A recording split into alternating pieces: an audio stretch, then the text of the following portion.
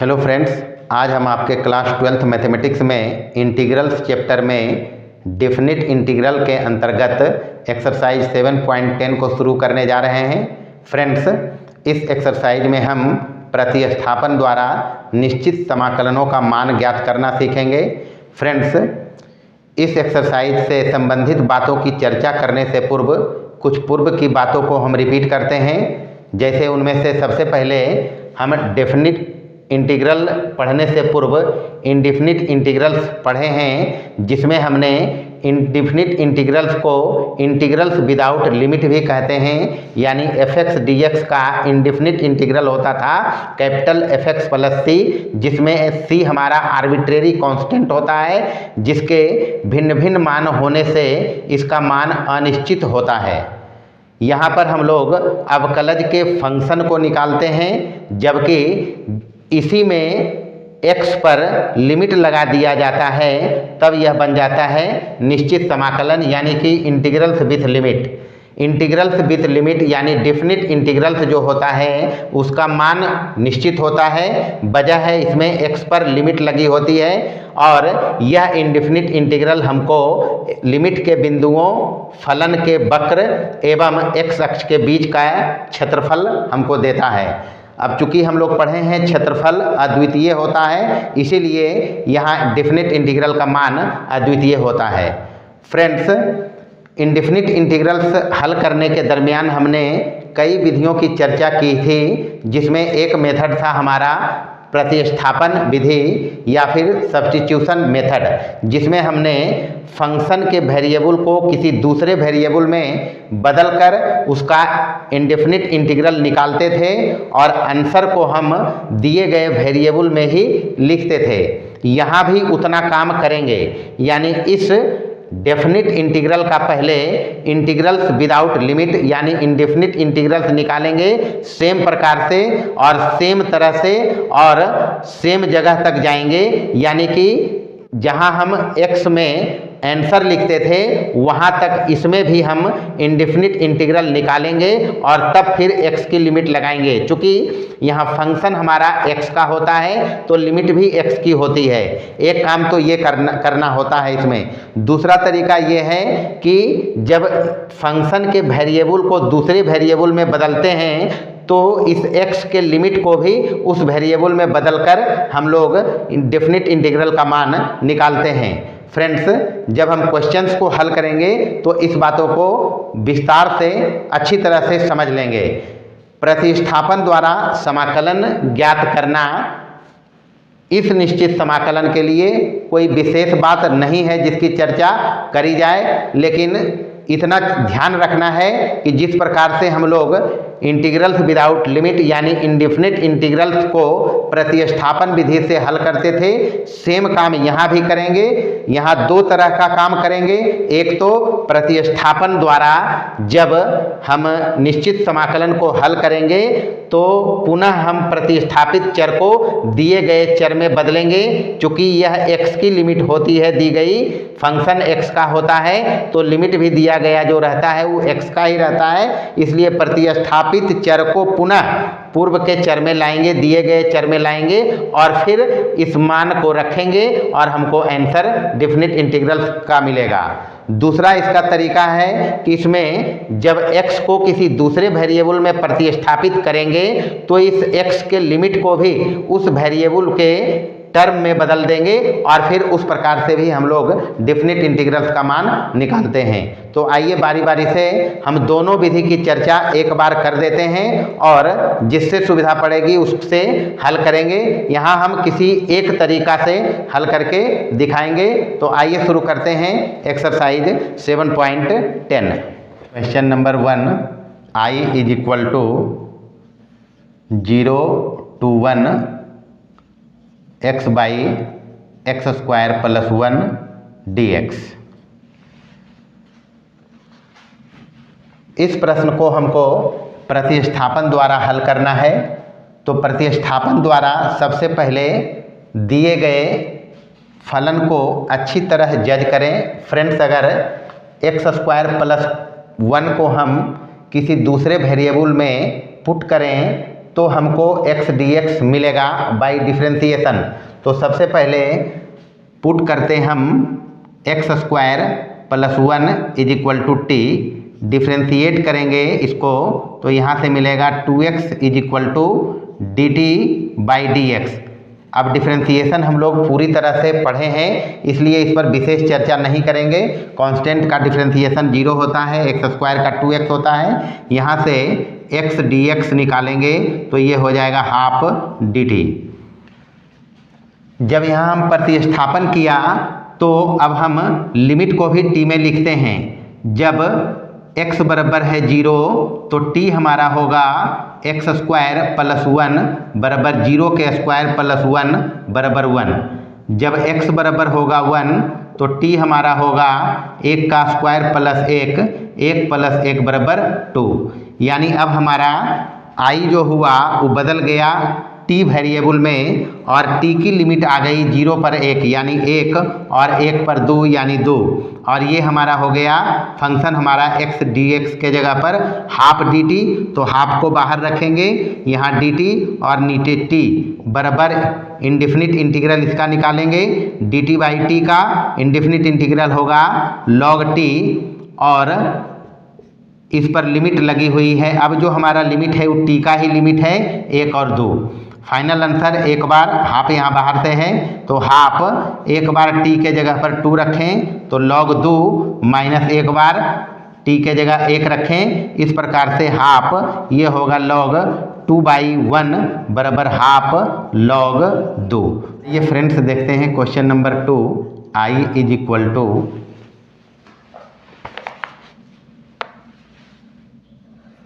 0 π/2 under root sine phi cos 5 phi d phi. Friends substitution लगाने से पूर्व इसमें कुछ हमको सॉल्व करने होंगे, इसको और सरल करने होंगे ताकि सब्स्टिट्यूशन लगाना हमारा कारगर हो। सबसे पहले फंक्शन को थोड़ा सा और हम सॉल्व करते हैं 0 π/2 यानी इसको सब्स्टिट्यूशन लाइक बनाते हैं। साइन फाई इसको लिखते cos square phi, cos square phi और कॉस फाई डी फाई। इसे एक ही बार स्क्वायर करते हैं।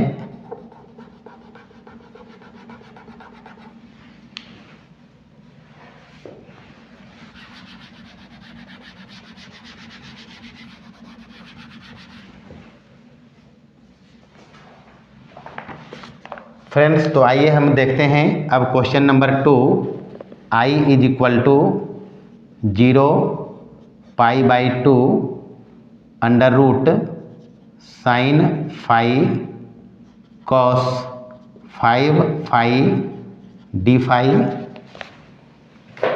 सब्स्टिट्यूशन करने के लिए हम इसको थोड़ा सा सिंप्लीफाई करते हैं। इसको हम लिखते हैं 0 π/2 under root sine phi cos 4 phi cos phi d phi is equal to 0 π/2 under root sine phi और इसको लिखते हैं कॉस स्क्वायर फाई का square cos phi d phi is equal to 0 π/2 under root sine phi cos square phi को लिखते sine में 1 minus sine square phi का square cos phi d phi.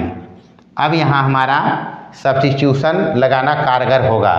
हम साइन फाई को t में प्रतिस्थापित करेंगे, डिफ्रेंशिएशन से हमको कॉस फाई डी फाई मिलेगा। यानी पुट करें इसमें sine phi is equal to t, differentiate करेंगे इसको विथ रिस्पेक्ट टू फाई तो ये होगा cos phi d phi is equal to d t. इसलिए आई हमारा हो जाएगा 0 π/2, लिमिट अभी नहीं लगाते, लिमिट को हम टी में बदल के ही लगाएंगे एक बार, और अगर नहीं बदलेंगे तो हम इसको फाई में पुनः लाकर फाई के लिमिट को ही रखेंगे। तो जब टी में प्रतिस्थापित किया है तो हम लिमिट को भी बदल देते हैं टी में। सबसे पहले फंक्शन को लिखते हैं प्रतिस्थापन के बाद, तो रूट साइन फाई के जगह पर टी रखा है, यहाँ 1 माइनस टी का स्क्वायर है, और कॉस फाई डी फाई आया है डी टी। ये हमारा हो गया ट्रांसफॉर्मेशन, फाई को टी में बदल दिया है। अब यहाँ हम लिमिट को बदलते हैं, फाई के लिमिट को टी में। चूँकि फाई का मान लोअर लिमिट 0 है तो साइन 0 बराबर होगा टी बराबर 0। यहाँ से टी बराबर आया 0, चूँकि फाई के जगह पर 0 रखा, साइन 0 0 होता है तो टी बराबर 0। फाई बराबर अपर लिमिट है यहाँ पाई बाई 2, तो साइन पाई बाई 2 अगर रखा जाए तो बराबर आएगा टी, और बराबर होता है 1। साइन पाई बाई 2 1 होता है, यानी टी इज इक्वल टू 1। इस प्रकार से लिमिट को भी हमने टी में बदल दिया। अब टी की लिमिट हो गई 0 पर 0, यानी 0 और यहाँ 1। अब इसको हल करेंगे। हल करने के लिए सबसे पहले इस स्क्वायर का काम करेंगे, यानी आई इज इक्वल टू हमारा है 0 1, और अंडर रूट टी को हम लिख सकते हैं टी की घात हाफ, और इसको a माइनस बी का स्क्वायर, a माइनस बी का स्क्वायर, तो 1 का स्क्वायर 1 प्लस बी स्क्वायर यानी टी स्क्वायर का स्क्वायर, यानी टी की घात 4 माइनस 2ab, तो 2 गुने 1 2, और टी स्क्वायर यानी 2t स्क्वायर, और इधर हो गया dt is equal to integral 0 1 है यहाँ, इस t की घात 1/2 को अंदर ले जाएंगे तो t की घात 1/2 dt।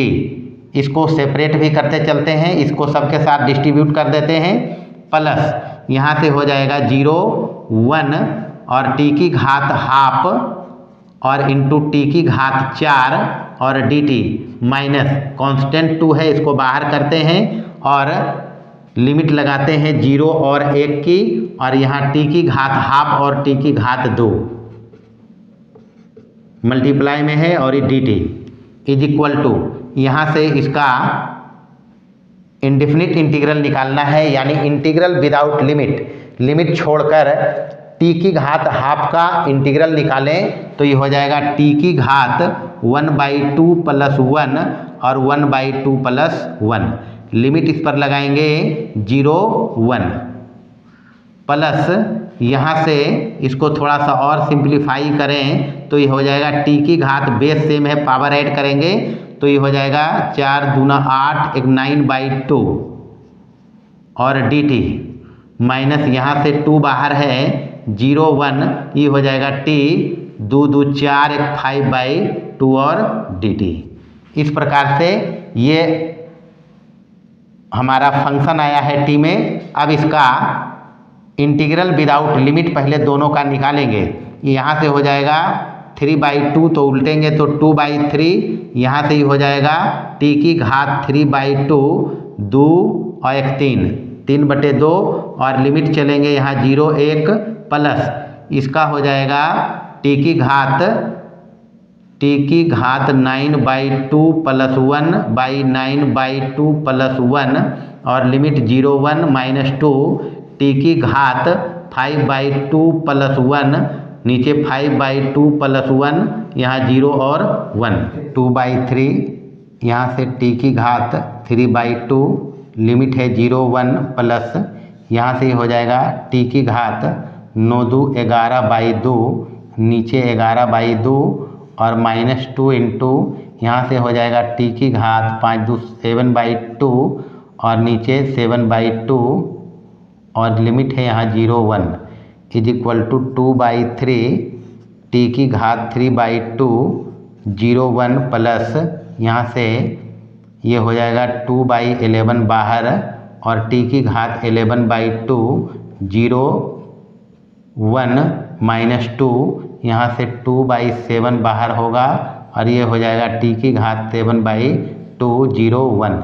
अब लिमिट पुट करेंगे, चूँकि t की ही लिमिट है, लिमिट को भी हमने t में ला दिया था, फाई का लिमिट दिया हुआ था, लिमिट रखते हैं यहाँ से तो 2/3। फ्रेंड्स यहाँ पहले 1 रखेंगे, 1 का घात कुछ भी हो 1 ही आएगा और फिर रखेंगे 0 तो माइनस होगा, 0 की घात कुछ भी 0 ही होगा, प्लस 2/11 उसी प्रकार से यहाँ 1 की घात 11/2 1 ही होगा, फिर 0 रखेंगे तो 0 आएगा, माइनस 2 2 जा 4/7 यहाँ से t यानी 1 की घात 7/2 1 ही होगा, माइनस 0 यानी यहाँ से 2/3 2/11 माइनस 4/7 एलसीएम लेंगे, अगर 77 तिया 231 और 3 से डिवाइड करेंगे 77 दूनी 154 और प्लस यहाँ से 11 से लगाएंगे, 11 दूना 22 1 11 21 मरते 21 दूनी 42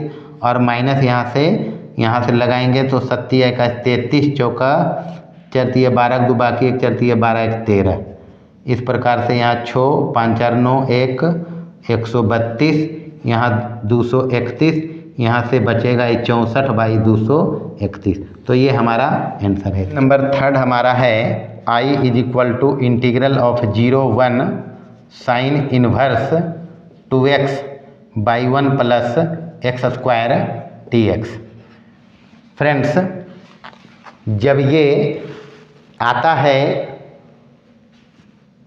ट्रिगो फंक्शन के साथ, इन्वर्स ट्रिगो के साथ, या कहीं पर भी इस टाइप का फंक्शन आता है तो एक बारगी दिमाग में आता है साइन 2x का फॉर्मूला जो होता है 2 tan x/1 plus tan x।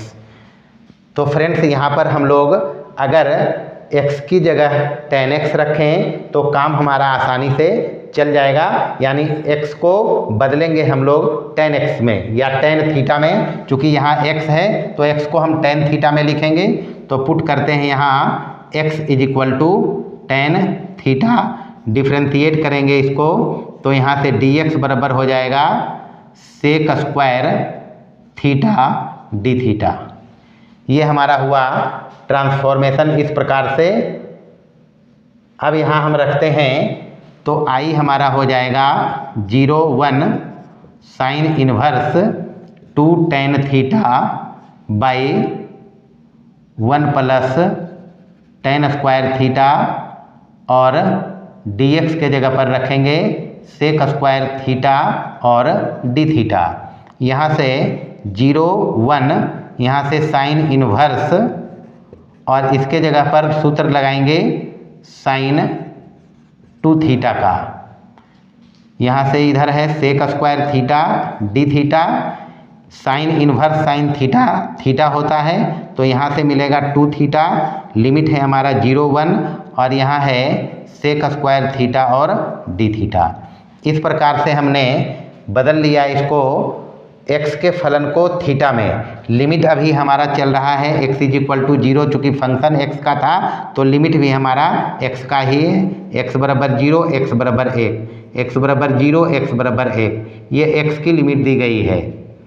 अब हम इस लिमिट को भी ट्रांसफॉर्म कर लेते हैं थीटा में, तो यहाँ से चूँकि x बराबर है tan थीटा, थीटा जब x हमारा होगा 0, x हमारा 0 तो बराबर ही होगा tan थीटा, और tan में 0 मान होता है tan 0 डिग्री का बराबर tan थीटा, तो थीटा बराबर यहाँ से आया 0। पुनः x बराबर अगर 1 रखें तो बराबर है ये tan थीटा और 1 मान होता है tan π/4 का, यहाँ से tan थीटा तो थीटा हमको मिलेगा π/4।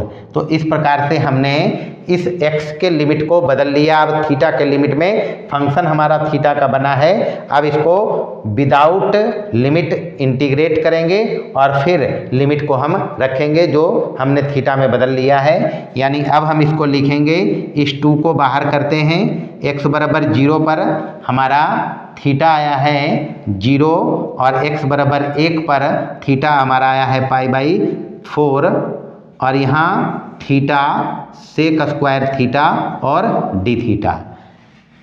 अब यहाँ पर हम लोग विदाउट लिमिट इंटीग्रल निकालेंगे और ये हमारा है इंटीग्रेशन बाय पार्ट का फॉर्म, यानी यहाँ इंटीग्रेशन बाय पार्ट लगाएंगे।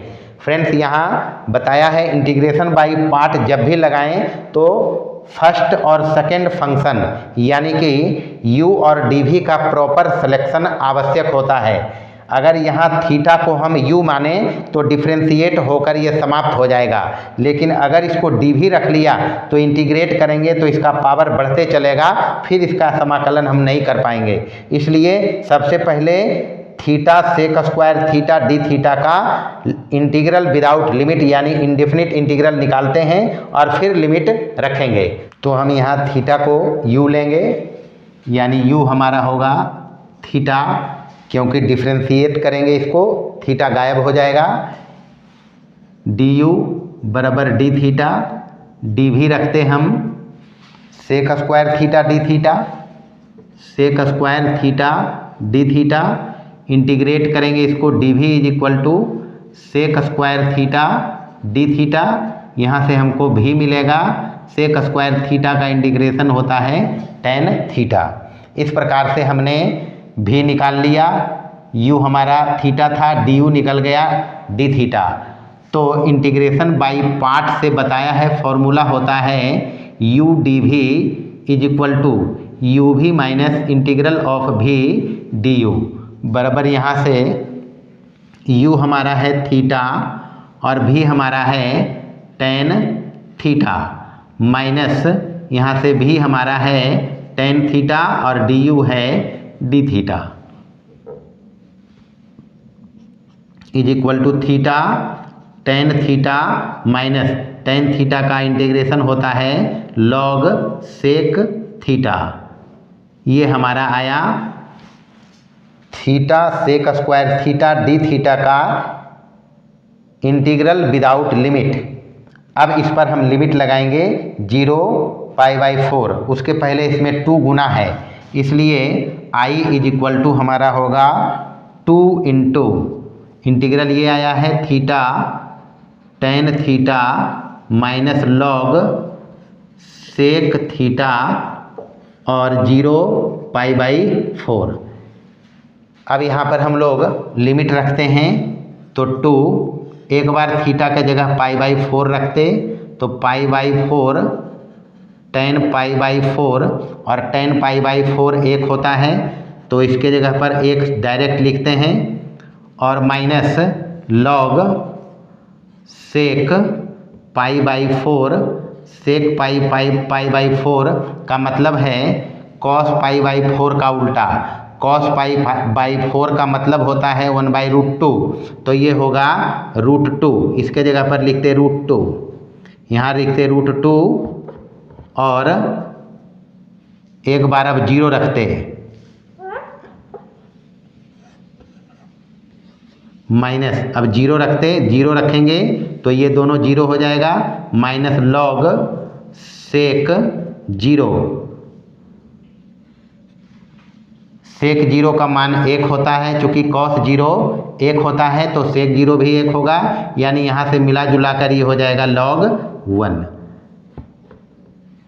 ये यानी 2 इंटू यहाँ से π/4 माइनस यहाँ से log √2 और यहाँ से ये माइनस माइनस हो जाएगा प्लस log 1।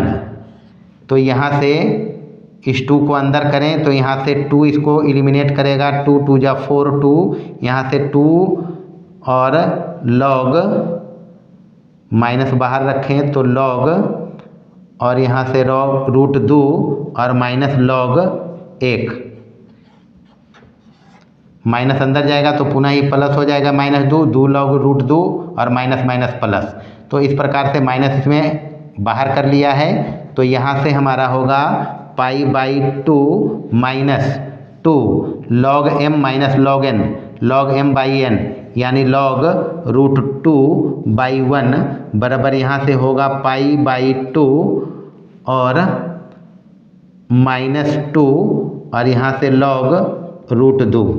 थोड़ा सा और इसको सिंप्लीफाई करते हैं, यहाँ पे ये आया हमारा i is equal to π/2 -2 log √2 को हम लिख सकते हैं 2 की घात 1/2 या इस 2 को वहाँ पावर चढ़ा सकते हैं, एक ही बात है, 2 को पावर भी चढ़ा सकते हैं इस 2 को वहाँ, या फिर इसको बाहर कर सकते हैं। तो यहाँ से π/2 माइनस 2 ये हाफ बाहर आएगा लॉग की प्रॉपर्टी से, यहाँ बचेगा log 2 से 2 एलिमिनेट होगा तो π/2 माइनस log 2। तो इस प्रकार हमारा क्वेश्चन नंबर 3 का आंसर है। बहुत बढ़िया सवाल है फ्रेंड्स। सबसे पहले ये 2x/1 + x² इशारा करता है sin 2 थीटा के सूत्र का, जो होता है 2 tan θ/1 + tan स्क्वायर थीटा। हमने इसको x में लिखा है, इसको थीटा में लिखते हैं, तो इस प्रकार का सूत्र हमारा होता है sin 2 थीटा बराबर। तो इसको हम x के जगह tan थीटा रखकर फॉर्मूला बनाया, उसके बाद यहाँ से बाई पार्ट का बना, इंटीग्रल विदाउट लिमिट निकाला, इंटीग्रेशन बाई पार्ट से बताया। बाई पार्ट में u और dv का प्रॉपर सिलेक्शन काफ़ी महत्वपूर्ण होता है, इसलिए u को रखा थिंकिंग से कि थीटा अगर यहाँ u रखा जाए तो डिफ्रेंशिएट होकर ये समाप्त हो जाएगा। अगर dv रखें तो इंटीग्रेट होने के बाद इसका पावर बढ़ेगा, फिर हम समाकलन नहीं कर पाएंगे, इसलिए इसको u रखा, dv रखा, हल किया तो हमारा समाकलन आया ये इंटीग्रल विदाउट लिमिट पर। इस पर लिमिट लगी हुई थी 0π/2, फंक्शन में यहाँ 2 गुना था, 2 गुना किया यहाँ, और उस प्रकार से हम हल किया। फाइनल आंसर हमारा आया π/2 minus log 2। Question number 4, I = 0 to x√x + 2 और dx। यहाँ इस पर सब्स्टिट्यूशन लगाएंगे तो पुट करते हैं √x + 2 = t। यहाँ से स्क्वायर अगर करें दोनों तरफ तो x + 2 = t का स्क्वायर। यहाँ से डिफ्रेंशिएट करेंगे तो इधर से आएगा dx, इसका x का 1 होगा, इधर से 2t x के रिस्पेक्ट में, और इधर से dt/dx। यहाँ से dx = हो जाएगा 2t और dt। लिमिट को भी बदल लेते हैं, जब x बराबर 0 होगा तो t हमारा यहाँ से मिलेगा √0 + 2 = √2। t बराबर 2 होगा तो t = 2 + 2 = √4 बराबर 2। यानी i हमारा हो गया 0 पर √2 आया है t और 2 पर आया है 2t।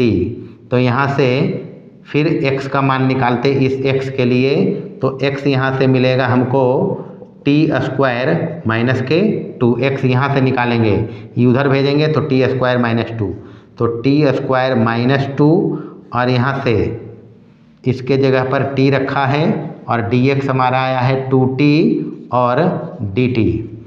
2 को इस 2 को बाहर कर लेते हैं, यहाँ √2 यहाँ 2, यहाँ से बचेगा t², तो t² को गुना करेंगे अंदर तो t की घात 4 - 2t² और dt। यहाँ से इसका इंडिफिनिट इंटीग्रल निकालते तो 2, और इसका हो जाएगा t की घात 4 × 5/5 - 2 इंटीग्रेशन से बाहर हो जाता है और t का 1 पावर बढ़ जाएगा तो 3/3, और यहाँ लिमिट है √2 और 2, और इसको सॉल्व करते तो 2, यहाँ से t के q बाहर कर लेते हैं, t की घात q, तो यहाँ बचेगा t²/5 माइनस यहाँ से बचेगा t का q बाहर कर लिया है तो यहाँ बचेगा सिर्फ 2/3, और यहाँ से 2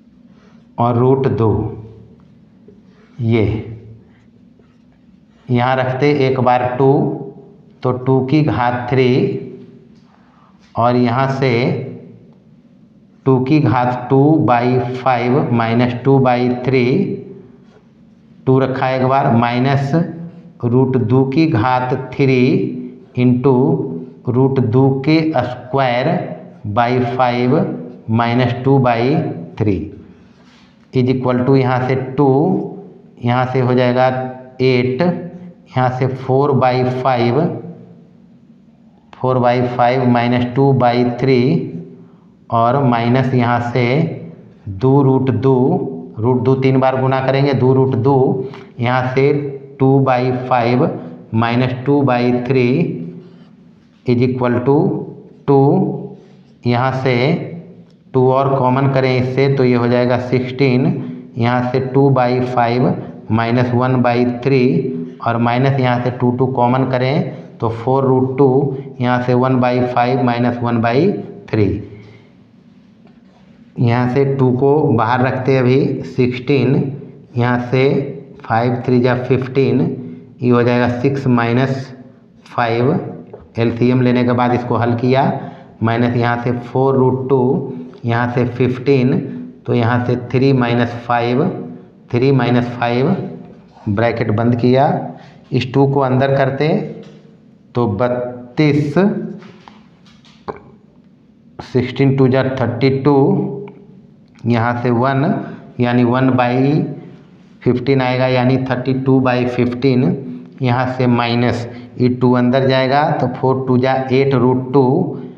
8√2 और यहाँ से 3 में 5 घटेगा -2, इस माइनस को करेगा प्लस और इस 2 को इसमें 2 गुना होगा तो 16√2 और बाई 15। फिर से एक बार समझे फ्रेंड्स, इस 2 को अंदर किया है तो 16 2 जा 32, यहाँ से 6 में 5 चला गया 1/15 यानी 32/15 प्लस यहाँ से 2 गया इसमें से -2 बाहर आया -4 और इस माइनस को प्लस कर दिया और 4 16√2 हो गया बाई 15।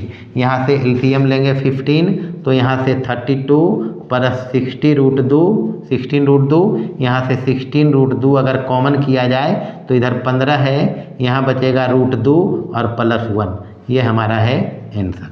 क्वेश्चन नंबर 5 हमारा है I is equal to 0π/2 sin x 1 plus cos square x और dx। यहाँ इस cos x को t पुट करते हैं तो पुट करते हैं cos x is equal to t, differentiate करेंगे तो माइनस साइन x dx बराबर dt। यहाँ से साइन x dx होगा हमारा माइनस का dt। लिमिट को भी t में बदल लेते हैं, x जब 0 रहे यहाँ पर तो t हमारा होगा cos 0 बराबर 1। x जब π/2 है हमारा तो t बराबर होगा cos π/2 बराबर 0। यानी I हमारा हो गया, पहले फंक्शन बदल गया t में, साइन x dx के जगह पर माइनस dt और ये 1 प्लस t का स्क्वायर और लिमिट हमारा आया है 0 पर 1 यानी 1 और यहाँ 0। इस प्रकार से -12 अगर कर लें तो 1 0 यहाँ dt और 1 प्लस t का स्क्वायर। यहाँ से माइनस, अब इस यहाँ पर इंडेफिनिट इंटीग्रल निकालेंगे। यह फॉर्मूला है हमारा इस टाइप का, integration of dx by a² plus x² बराबर सूत्र होता है 1/a tan inverse x/a plus का c। तो यहाँ a के जगह पर 1 है, इसको 1 के स्क्वायर लिख सकते हैं, माइनस पहले है, यहाँ लिखेंगे 1/a, a यानी 1 tan इनवर्स x/a, तो x यानी यहाँ t है और a हमारा 1 है तो ये 1। समाकलन कांस्टेंट यहाँ नहीं देंगे और लिमिट हमारा है 1 0। यहाँ से ये माइनस हो जाएगा 1 यानी tan इनवर्स t और यहाँ से 0 और 1, एक बार माइनस में tan इनवर्स, एक बार रखेंगे t के जगह पर 0 माइनस एक बार tan इनवर्स t के जगह पर 1। यहाँ से माइनस tan इनवर्स 0 में tan 0 होता है माइनस tan इनवर्स 1 होता है tan π/4। फ्रेंड्स सूत्र पढ़े हम लोग, पहले बाहर में माइनस है, tan इनवर्स tan थीटा बराबर थीटा तो यहाँ से 0 आया, माइनस यहाँ से tan इनवर्स tan थीटा बराबर थीटा तो π/4 आया, माइनस ने माइनस को प्लस करेगा तो ये होगा π/4। तो ये हमारा है आंसर। अगर हमारा लेक्चर इन्फॉर्मेटिव लगा हो, काम का लगा हो तो इसको बढ़िया से देखें, लाइक करें, शेयर करें, कमेंट करें और हमारे चैनल को सब्सक्राइब करें। धन्यवाद।